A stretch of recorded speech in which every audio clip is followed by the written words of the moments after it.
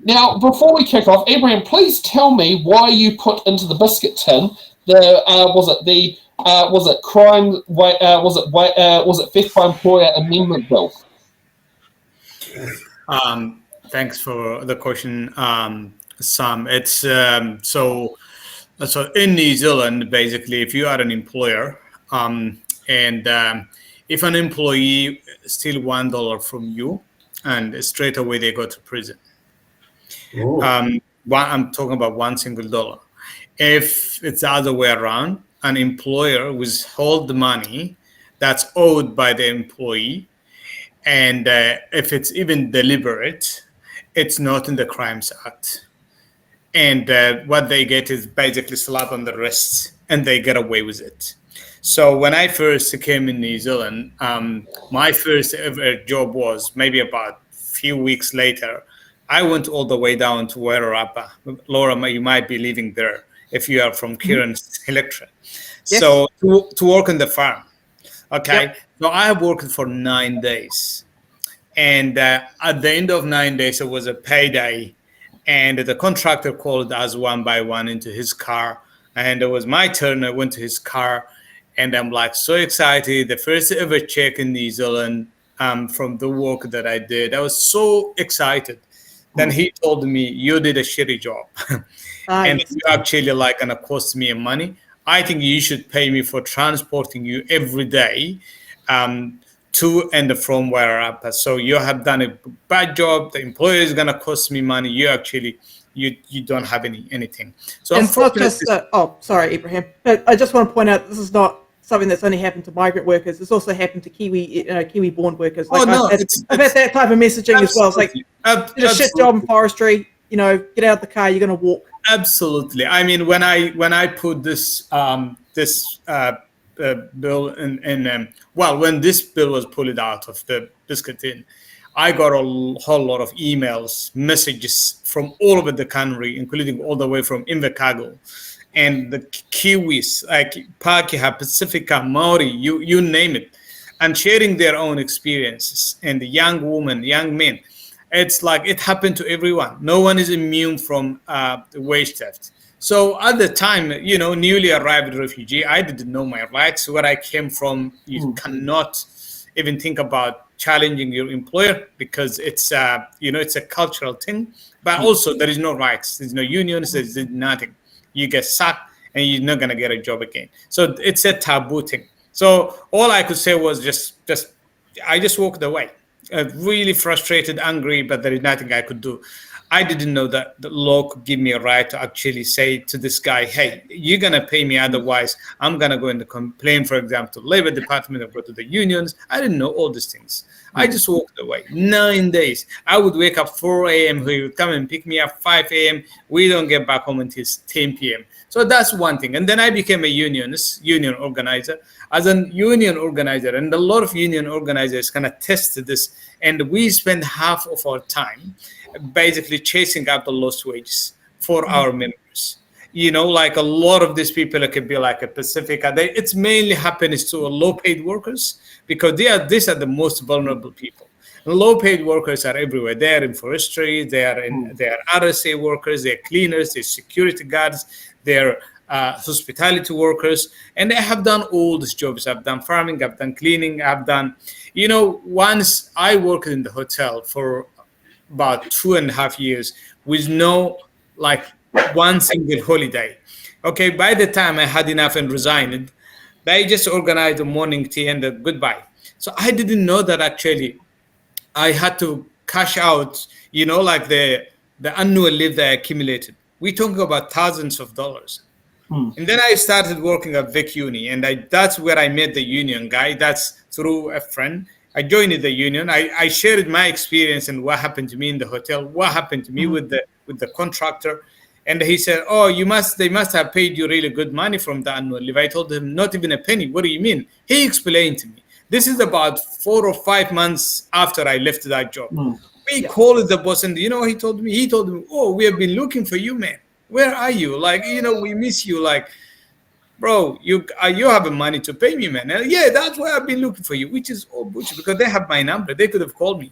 So all these things happen every day. So we got into parliament. I'm in a position of power where I can actually make a difference. What is the first thing that I can do to make a difference in working people's lives?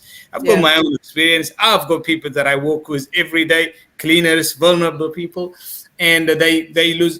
People just chase up their money and they give up. The power imbalance between. I don't want to generalize. There are a lot of good employers, responsible, ethical, but there is also a lot of rotten employers that do these things. So that's where it came from. That's what inspired me to come up with this members bill. Is it retrospective, the bill, Ibrahim? Is it retrospective? Can you go back years to claim back, or it's just like right? No, it can't be. It can't be retrospective. Unfortunately, it becomes effective from the day that given a royal consent, and from the day that becomes the law. But otherwise, we can't go back. Otherwise, it will create a lot of problems. Yes. Lots of litigation, I think. The first thing I would do was chase away the contractor that robbed me away from my 9 days of hard money. I would go look for him. That would be the first thing I would do if this was retrospective, but unfortunately it's not. Yeah. Well, this didn't happen now. I had my experience where in 2005, I was the assistant manager of a telemarketing firm, right? With 30 staff, I was managing them. And we were doing very well and getting lots of clients. And suddenly, without even realizing, we came to the office. We were locked out. And the whole company just up and went to Australia. I'm not kidding. And I was like with 30 other staff and workers looking, and what do we do? Oh, we can go to the complaint section, blah, blah, blah. But as you can see, they would go through the whole rigmarole, but you still get nothing. So we lost like 1 month's pay. So even if the nice title like manager, you're not immune. You still get that. And the other thing is, if you go to Social Security's assistance, work and income will go, but you should have been paid it, so we've got to base it on what you should have been paid, so we're not going to help you as well. Even that if you're having money withheld and you go to them for emergency help, they sometimes, depending on the case manager you get, either they go and, yes, here's a food grant to tie you over for food, or no, sorry, we're not, no, sorry, you should have been paid. It's this issue. Not realizing that, when you're in the law says one thing, but if people aren't following the law, how do you sit there and get an instant response if the person purposely drags the heel? I mean, the great example is in here, as I think you emailed me earlier, was Darling Tana need to urgently leave the house. And she, that's an example of dragging the heels. If you have a Darling Tana dragging the heels, they ain't going to sit down there and actually change get money getting paid out.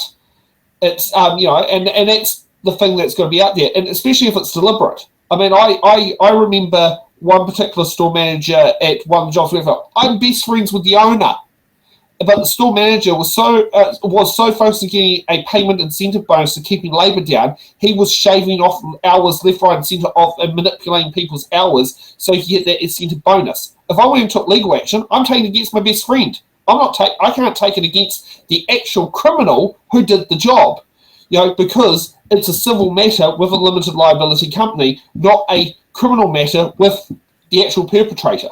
I think the fact too that it's a civil issue really shows and highlights the power balance between the employer and the employee. Considering that, if, like Ibrahim just said, if you steal $1 from your boss, you're screwed.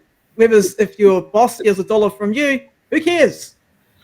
Yeah, I want to share like a story because I'm back in the union movement and I'm an organizer now, and so just recently, this is the ongoing issue, and I can't go into my details, but I'll just share the story. It just the scale of the issue in this country, and so a big cleaning company lost a contract, right, in one of the big local government sites.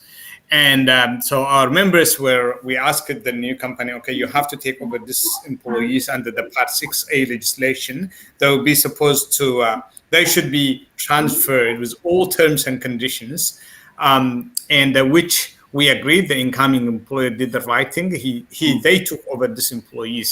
So the previous employer got all their leave entitlements. Some of these people have been working for years and years. They accumulated shitload of like a lot of leave because they wanted this for special. They want to go to they're gonna go to islands, to do the family wedding, family funeral, or whatever. Like this, they accumulated for special moments. And then so they first thing they asked, well, what's going to happen to our entitlements? We told them, well, you've been transferred under Part 6A, so you're safe. So we talked to both employers. And we told this is what happened all the time. And then the previous employer, basically, they started to drag their heels. We emailed them, hey, what's going on? Can you please, and we asked the new employer, hey, can you put the invoice together and send these people so they can pay the leave entitlements and pass it to you because people want to go, Christmas is coming, And then they just emailed them. They first said that, yeah, we're working on this. It's a little bit complicated. And for 2.5 months, they drag. And now I'm hearing that they're going into liquidation.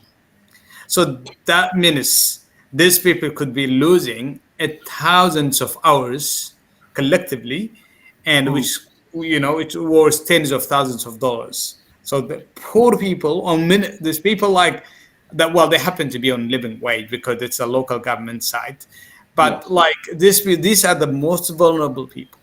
This employer, they deliberately have been dragging this. Now they're stealing their money. So what is the justice here? This is active. This is a wage theft effectively, and the law should be very clear that this employer, if you don't pay this, if you don't pay these people the entitlement, you're gonna go to prison. You're gonna be fined, and you're gonna go to prison. If this were the other way around, these people would be already in prisons. So that is justice. Yeah. Do we have any payroll companies? Now, I do know that Datacom does this, and Thank You Payroll is another one. And I do know Henry does this for contractors, where when you... so, in the case of Thank You Payroll, the employer pays the gross figure to Thank You Payroll. Thank You Payroll takes out the deductions and then pays the difference to the employee. And then pays the PAYE and the KiwiSaver to the to IRD, and if there's any court stuff in there, redistribute it to the courts. Is there a payroll company out there that would say, do your holiday pay and your sick leave pay percentages and hold that into account and trust?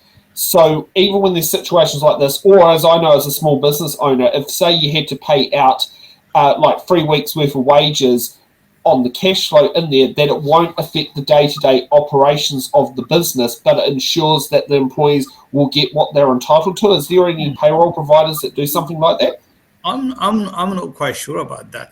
I think every employer that I personally deal with is you that Datacom to pay to facilitate the payments, but I'm not actually. I will look into it. But because that's something that could actually be pushed along for government contracts, is to say that you must use payroll company to pay your wages. Because the thing is, indirectly, the reputation is, say, the local government or the government department. Indirectly is the employer. So that could be something in place where it could, if there is the event of a liquidation in place, at least the holiday pay and the wages are locked away. Because in an accounting sense for business, you should be accounting for in your equation 20% above the hourly wage once you take into account for holiday pay, sick leave, ACC levies, KiwiSaver employee contributions, that sort of stuff. It's about 20% in addition to the normal hourly wage. So and a lot of the companies that we deal with are, not all of them, but a lot of them are Australian based as well, and their payrolls would be even based in Australia, and that makes really the whole thing challenging. The whole you're just dealing with some like insignificant managers here, but like the big bosses and the payrolls are back in Australia, and they keep telling, oh, this is in Australia, that's why we don't have a control over it. The best we can do is we're just gonna chase it up. So like in many ways, it's pretty challenging. Yeah. Does it have bipartisan support, Ibrahim? Does your bill have bipartisan? No. It only just scraped past second reading thanks to New Zealand First. So what happened was when it was introduced last year, the first reading, I think it was August 2023, I introduced the bill, did the first reading, and then referred the bill to select committee, the education workforce that I happened to be was at the time part of. So after I left the parliament, I gave the bill to Camilla Belch, who is also the spokesperson for employment for our party. So the select committee basically is only National Act, Labour and Greens. I think there is some more, Greens. And I don't know if the party Maori, they're definitely not New Zealand First. So the select committee, they have the right at the majority. So it's actually, they voted it down. They recommended the House to the House that they don't pass this bill. So Camilla has done a good job, basically lobbying the New Zealand First MPs. I have written to all of them, including Winston Peters, reminding him that you can also think Taylor Arnell and I had a good conversation about it, and I could tell he personally wanted it to be passed. And I do believe he also did his bit as well to try and get it across the line. Good to know that. Thank you for doing that. So, basically, what they said now, Act and National, they very solid. It's a big no. They said that they would never support this. They basically saying that the current regime is enough to deal with this issue. This is just additional cost to the employers, even though this actually has nothing to do with employers that respect the law. There is no cost associated to ethical employers. This is actually targets the bad apples, the bad employers who do this, who practice this ugly practices. But they, at any circumstance, they said they're not going to support it. I tried to lobby some of them. I have spoken to quite a few. It's actually the first day that the first reading happened and we voted, we happened to have a majority at the time. One of the senior MPs at the time, we just popped out of the chamber, and he told me that I'm not sure that we're doing the right thing about this, Ibrahim. And thank you for actually sharing your story, and thank you for being solid on this. It's your value. It's something you stand up. He told me that he was not sure that they were doing the right thing. I told him, well, you're one of the senior MPs. You need to talk to them. So anyway, so New Zealand First just voted in the second reading. They said that they're gonna have a lot of questions during the committee stage. They will be, teasing out a lot of questions. I'm pretty sure that Camilla is gonna do a good job, and she's gonna answer their questions. And hopefully, then they will, if they vote for it in the third reading, then it's gonna pass. But if they somehow change their mind, and then the bill is not gonna pass, unfortunately. So now, just for those who are looking up there, so I'll put on the committee on the screen here, and yes, there is no breakdown of, so there is only National Act, Labour and Greens on the committee. Yeah. So that's all that's on the Education Workforce Committee. Oh, and the Greens person down the bottom, Lawrence Zunan. So just for those who are wondering in there. So let's